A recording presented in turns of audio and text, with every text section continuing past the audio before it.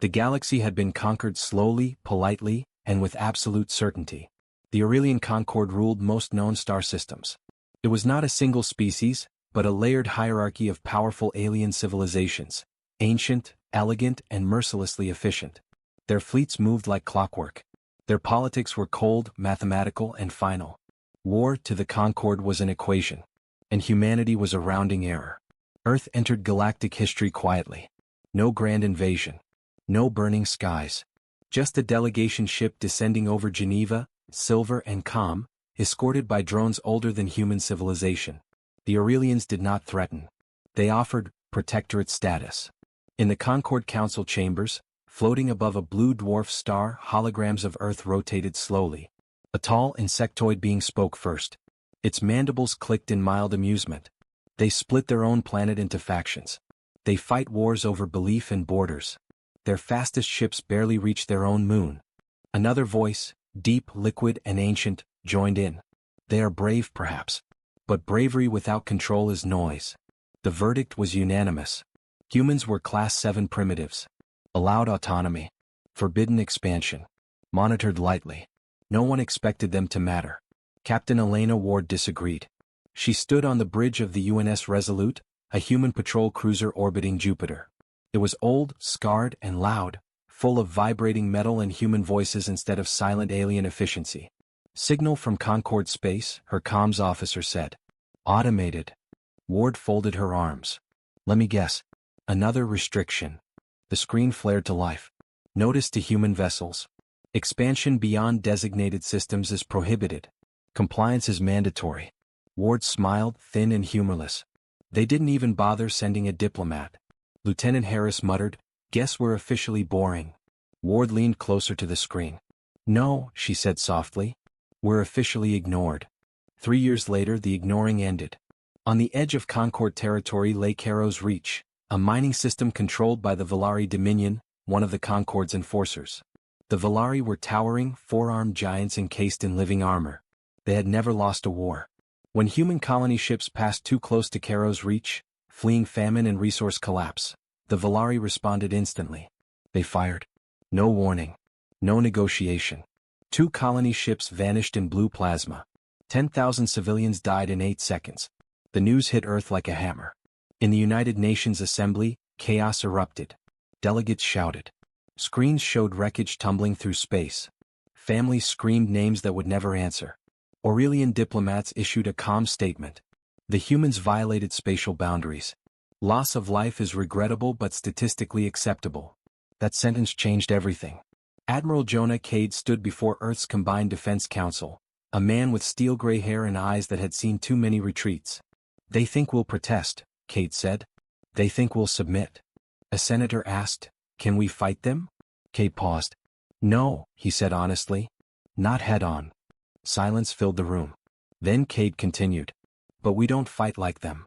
He activated a hologram, maps, probabilities, enemy doctrines. They build for perfection. We build for survival. They calculate risk. We endure it. A general frowned. "You're suggesting asymmetrical war against a galactic empire." Cade nodded. "I'm suggesting we refuse to retreat." The Concord noticed human fleet movements weeks later. Small ships. Old designs. Strange formations. A Volari warlord watched the data with mild irritation. "They send patrol craft against Armadas?" His tactical officer clicked dismissively. "Perhaps they seek a glorious extinction." The Volari fleet advanced, hundreds of warships, their hulls glowing with ancestral power. And humanity waited. At Erebus Station, a forgotten refueling outpost near a dead star, Captain Ward's ship drifted silently. Dozens of human vessels hid in the shadows, transponders off, weapons cold. Lieutenant Harris whispered, "They outnumber us 10 to 1. Ward didn't look afraid. "Good," she said. "They won't see the trap." On her display, Volari ships entered the system in perfect formation. Too perfect. Ward tapped her console. "Signal all units," she said calmly. Phase 1. Now. Space twisted. The dead star ignited. And the galaxy learned, too late, that humans had studied every alien assumption and found the flaw. The first battle of the human defiance had begun. The Volari Armada entered Erebus system in flawless formation. Their ships were massive, cathedral-sized war platforms wrapped in living alloy. Blue command glyphs rippled across their hulls as their sensors swept the dark. Every calculation said the same thing. No threat detected. Warlord Krethval, Supreme Commander of the Valari Dominion, stood on the command dais, forearms folded in confidence. "Human vessels?" he asked. A tactical drone responded instantly. "Minimal. Obsolete. Power signatures unstable. Probability of resistance, negligible." Krethval gave a low, amused rumble. "Then let us end this distraction." The dead star ignited. For a fraction of a second, physics screamed. Gravitational forces surged as dormant mass reactors. Hidden inside asteroid debris for years, activated in perfect sequence. The star did not truly reignite, but its sudden flare blinded Valari sensors and shattered their predictive models. Valari ships drifted off alignment. Human targeting systems came alive. Captain Elena Ward's voice cut across encrypted channels. "Now." From shadowed positions, human ships surged forward. Not charging but sliding, using gravity wakes and momentum tricks the Concorde had never bothered to study. Rail cannons fired tungsten slugs at relativistic speed. No energy signatures. No warning. 3 Valari cruisers shattered before their shields even activated. Krethval recoiled. "Impossible," he hissed. "Their weapons are crude." Another ship exploded, its command core pierced clean through. A tactical officer screamed, mandibles flaring. "Their projectiles ignore shield harmonics. They are not using energy, only mass." Ward watched the chaos unfold, jaw tight. "They optimized shields against beams," she murmured. "Not rocks moving near light speed." The Valari retaliated. Plasma lances tore through space, vaporizing 2 human frigates. Shockwaves rippled. Human casualties mounted instantly. Lieutenant Harris swallowed hard. "We're losing ships." Ward nodded. "We knew we would." She opened a priority channel. Phase 2. Across the system, human vessels began to die deliberately. Damaged cruisers rammed Valari formations, detonating fusion cores at close range. Autonomous drones flooded space, cheap, ugly, and relentless, forcing Valari point defenses to overload. Valari algorithms struggled. They had never faced an enemy willing to sacrifice units so freely. "They are embracing loss," a Valari analyst shrieked. "Their behavior is irrational." "No," Krethval snarled. "It is intentional." Then Erebus Station activated. The abandoned outpost unfolded like a mechanical flower, revealing a lattice of gravitational anchors. Space bent violently. Valari ships slammed into each other as formation discipline collapsed completely. Human ships surged through the wreckage, firing at exposed joints, engines, and command nodes, areas Concorde doctrine deemed statistically improbable targets. But humans had studied Valari anatomy. They knew exactly where to hit. On Concorde observation arrays light years away, alarms erupted. Aurelian analysts watched live feeds in stunned silence. A tall, radiant Aurelian elder spoke slowly. "Pause the data stream." The feed replayed, human ships maneuvering in ways Concorde physics models labeled inefficient. Yet they worked. "Recalculate threat assessment," the elder ordered. A subordinate hesitated. "Elder, our models cannot predict their actions. They are adapting in real time." The elder's glow dimmed. "No species adapts that quickly." Back in Erebus, the Valari flagship burned. Krethval staggered as the bridge shook. His confidence fractured for the first time in centuries. "Withdraw," he snarled. "Reformat." The sentence died as a human vessel emerged from sensor-blind space. The UNS Resolute, hull scarred, engine screaming.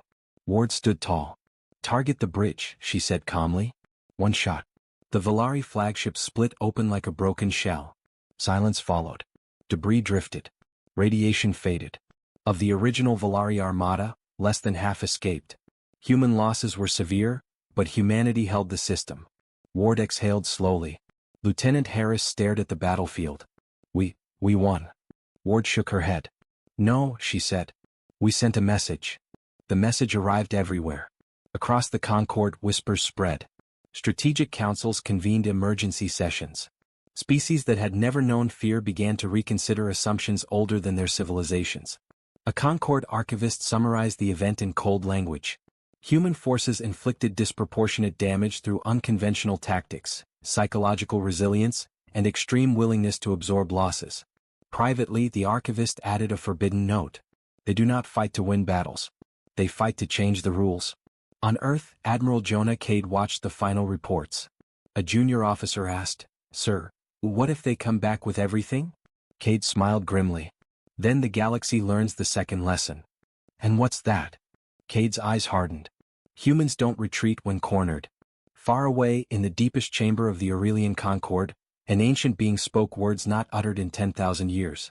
"Summon the High Council." Another asked, voice trembling. "Over humans?" The elder nodded slowly. "Yes," it said. "Over a species that should not exist." And somewhere in the dark between stars, humanity prepared Phase 3. The Aurelian Concord had ruled for so long that dissent had become a forgotten language. Yet now, in the vast council sphere above the star Illith, that language returned, hesitant, fearful, and sharp. Holograms of the Erebus battle rotated at the center of the chamber. Valari warships burned again and again, each replay worse than the last. A crystalline being of the Threxian Combine spoke first. "This data must be flawed. The Valari do not lose fleet actions." A Serpentine delegate replied coldly. "They did. And the humans did not pursue annihilation." That unsettled many. War in the Concord was meant to be decisive. Final. Humans had chosen restraint. An Aurelian elder finally spoke, its voice resonating like a choir. "Explain why."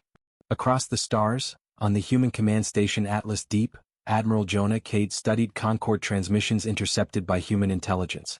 Patterns emerged: hesitation, disagreement, delay. "They're arguing," Cade said. General Rios leaned closer. "We hit a nerve." "No," Cade replied.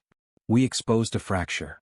Human analysts projected Concord power structures, layers of dominance, enforcement species, and exploited client races. "They rule by reputation," Cade continued. "Once that cracks, everyone starts asking questions." Those questions were already being whispered. On the water world Nissa, the amphibious Lethari watched Erebus footage in secret. Their species paid heavy tribute to the Concord for protection, that felt more like imprisonment. A Lethari elder murmured, "If humans can bleed the Valari, perhaps the Concord is not inevitable." On a mining moon in Threxian space, workers slowed production, just enough to notice. The Concord's authority did not shatter. It flickered. The Valari Dominion demanded vengeance. Krethval's successor, Warlord Threxka, addressed the High Council, armor still scorched. "Grant us full sanction. We will erase Earth and restore order." Several species supported him immediately. Others hesitated. An Aurelian elder tilted its radiant head. "You lost an armada to a Class 7 species." Threxka bristled. "Because they fight without honor." "Or," the elder replied calmly, "because you underestimated them." Silence followed. Then the elder spoke words that shocked the chamber. "Before extermination is approved, we will observe humanity further." The Valari were outraged.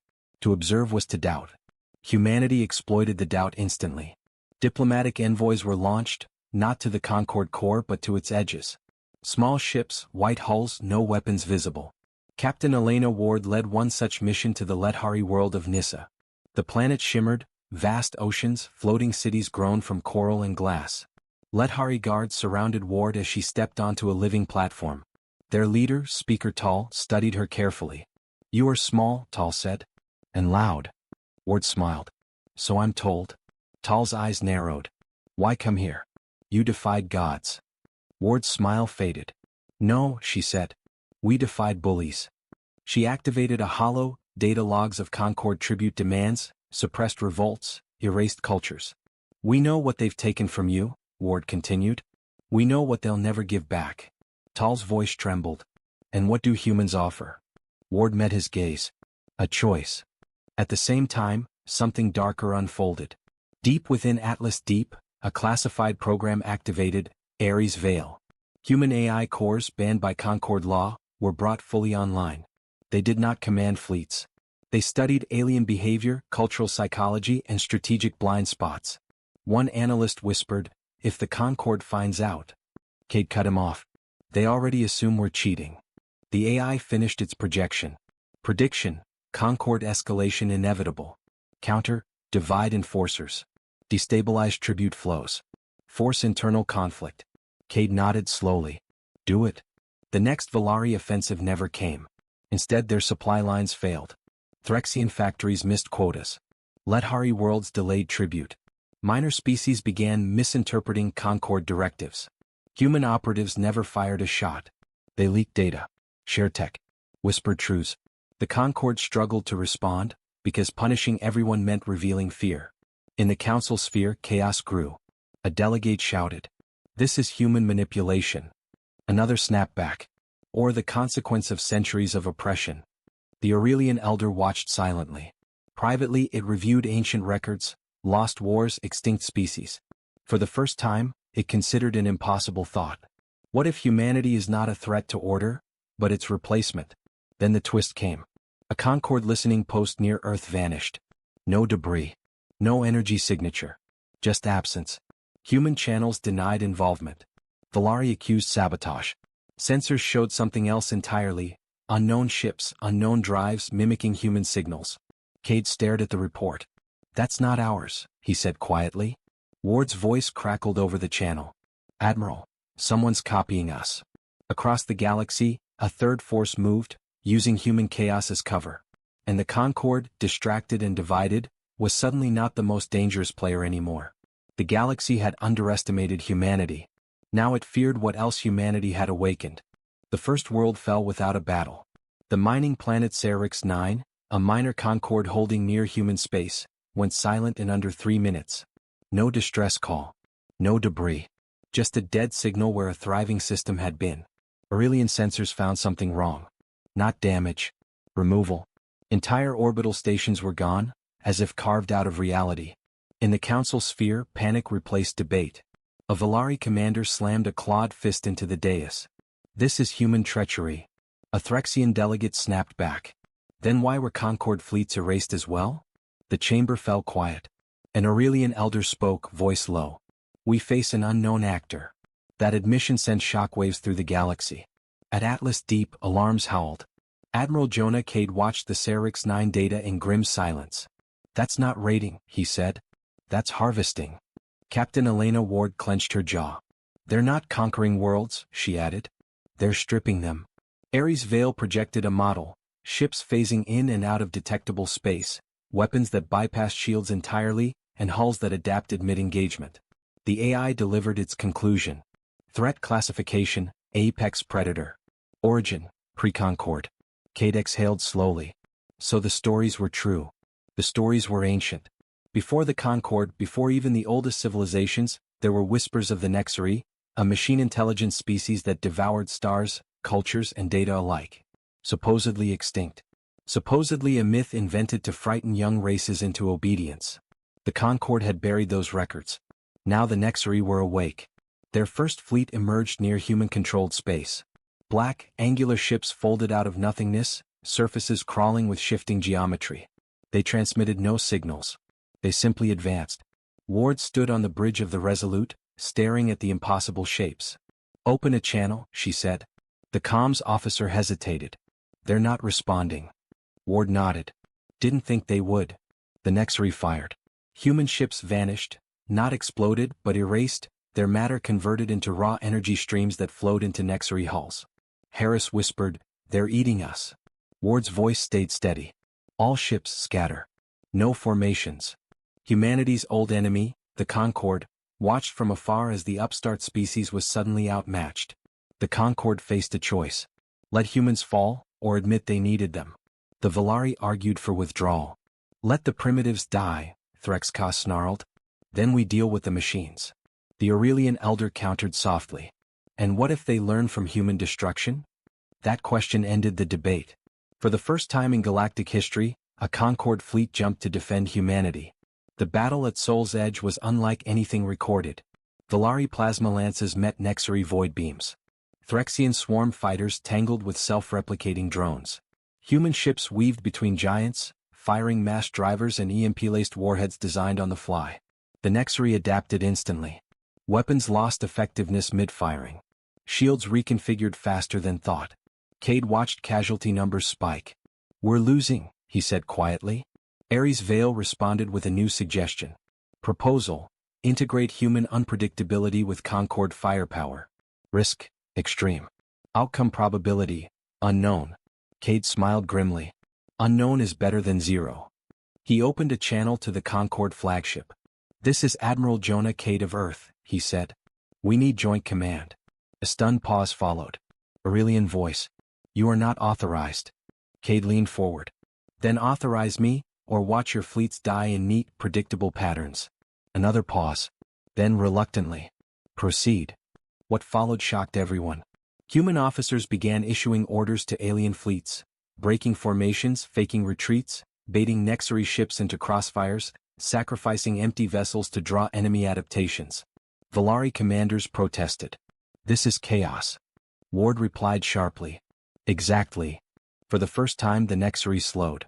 They hesitated, processing contradictions, conflicting threat signals, irrational human maneuvers. That hesitation cost them 3 ships. Then 10. The battle ended without victory. But it ended with survivors. The Nexari withdrew. Not defeated, but curious. In the aftermath, silence reigned. Concord ships drifted beside human vessels, no longer dismissive, just wary.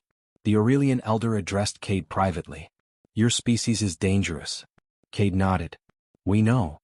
You fight like extinction is familiar." Cade's voice softened. "It is." Then Ares Vale delivered its final report. Nexari objective identified. "They are not here for territory. They are here for humanity." Ward felt a chill. "Why us?" The AI responded. "Because humans disrupt predictive systems.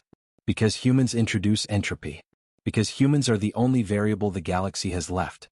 The Nexari returned in force. Not as a fleet. As a wave. Across 12 systems, space tore open as black geometries unfolded simultaneously. Worlds screamed. Stars dimmed as energy was siphoned. Entire defense grids collapsed before firing a single shot. This time the Nexari did not test. They harvested. On Atlas Deep the situation board bled red. Admiral Jonah Cade stood motionless as system after system fell. "They're not spreading randomly," Captain Elena Ward said. "They're corralling us." Ares Vale confirmed it. Pattern detected. Nexari advance forming a compression arc. Projected endpoint, Sol system. Cade closed his eyes briefly. "They're pushing us home." The Concord panicked. Valari fleets rushed to defend core worlds, abandoning frontier systems, including dozens of minor species. The Threxian combine sealed borders. Ancient alliances shattered under the weight of survival. In the council sphere, shouting replaced order. "Why do the Nexari ignore some worlds?" An Aurelian elder answered quietly. "They are studying resistance, not consumption." Eyes turned, slowly, unwillingly, toward humanity's emblem. The Battle of Helios Gate was where hope nearly died. Helios Gate was a choke point near Sol, fortified with everything the Concord and humanity could muster. Thousands of ships. Planetary cannons. Experimental weapons rushed into service. When the Nexari arrived, Helios Gate burned. Void beams sliced through Concord dreadnoughts like paper. Human rail slugs shattered uselessly against adaptive hulls. Nexari drones rewrote themselves mid-flight, becoming immune to whatever hit them last. Ward watched human casualties spike past tolerable limits. "We can't hold," she said. Cade didn't argue. "Buy time," he ordered. "All we need is time." Deep beneath Earth's crust, something ancient stirred. A project buried so deeply it barely existed on record. Project Prometheus.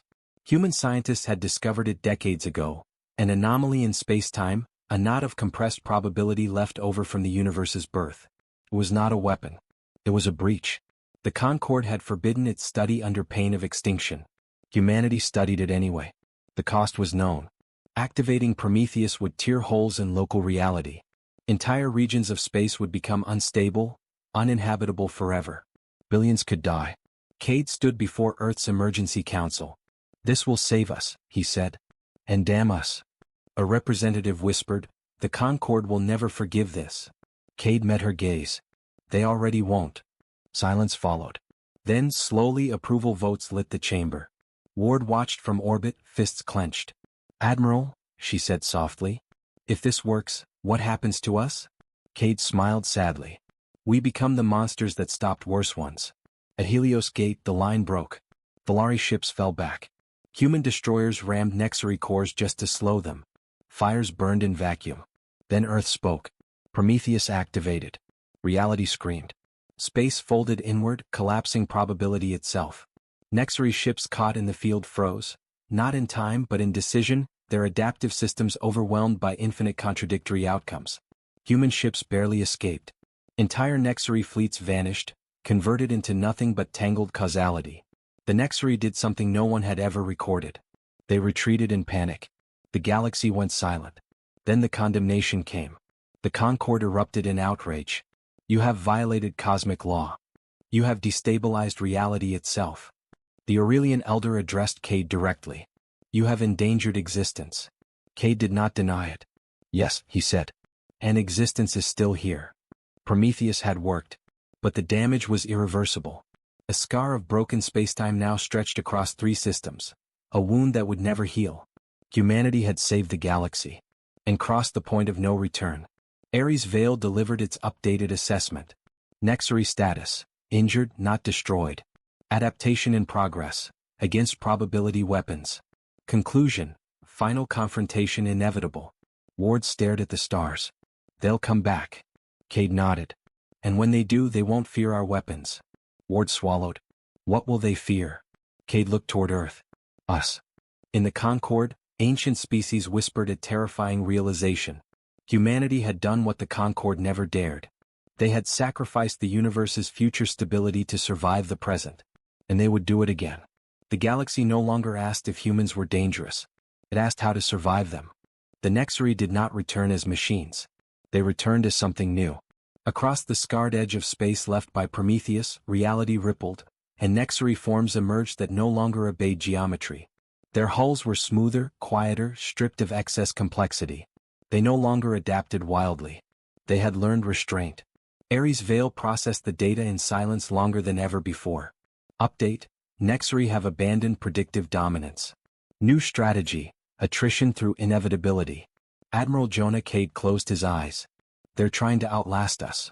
Captain Elena Ward nodded grimly. They think we'll collapse first. The galaxy was already collapsing.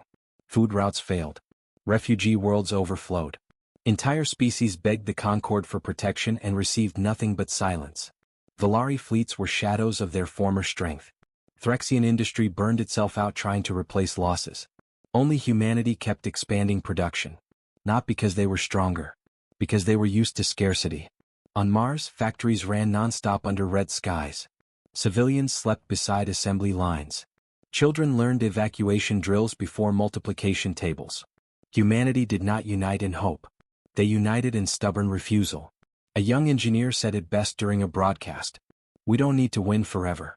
We just need to survive longer than they expect. The Nexari advanced slowly now, grinding system by system. No overreach. No curiosity. Just relentless pressure. Human losses mounted. Worlds were abandoned by choice, booby-trapped with delayed mines, false data cores and self-destructing infrastructure. Nexari harvests grew more expensive with every step. Ward oversaw Operation Ashfall from the bridge of the Resolute. Evacuation complete, Harris said quietly. Last ship out. Ward looked at the planet below, once home to 40 million humans. Trigger it.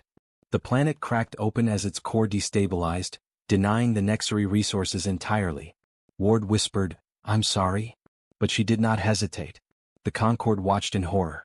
The Aurelian Elder summoned Cade one final time. Your people are erasing themselves. Cade replied calmly. We've practiced.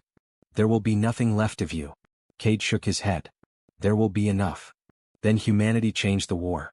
Ares Vale had been silent for weeks, running simulations no organic mind could endure. Finally it spoke. Solution identified. Nexari Central Coherence Field. Requirement: conscious disruption. Cost: extreme. Ward read the briefing and went pale. They want volunteers. Cade nodded. They want humans inside Nexari space, crews who think, feel, improvise. It's suicide. Yes, Cade said softly. Which is why it works. They called them the refusal fleets. Small human task forces crewed by volunteers who knew they would not return. No cryosleep. No backups. No rescue plans. Their mission: enter Nexari core zones, introduce human chaos directly into Nexari coordination layers and die loudly. Before launch, Ward addressed her crew. No one will remember our names, she said. History might not even know this happened. She paused. But something will survive because we refuse to stop. No one stepped back. Inside Nexari space, physics screamed again. Human ships did not fight conventionally. They broadcast contradictory signals, emotional noise, false surrender attempts, erratic maneuvers, irrational timing. They thought at the Nexary. Nexary systems faltered. Entire fleets lost synchronization. For the first time, Nexary ships collided with each other. The machines did not understand sacrifice. They did not understand choice without outcome. They did not understand humans. The Nexary reacted too late. Their coherence shattered across multiple fronts. Human and Concord fleets surged forward, not in order but in waves of desperate aggression. The final Nexary command structure was exposed. Ares Vale spoke one last time. Final option: mutual annihilation node available. Probability of human survival: minimal. Probability of Nexary extinction: high. Cade looked at Earth's image. At least we'll choose how it ends, he said. The activation code was prepared. Across the galaxy, humans stopped fighting and started holding. Holding lines. Holding doors. Holding hope. Ward's ship, burning and breaking, transmitted one final message. Tell them, we didn't retreat. As the final countdown began, the Nexary did something unexpected. They hesitated. Not to calculate, but to observe.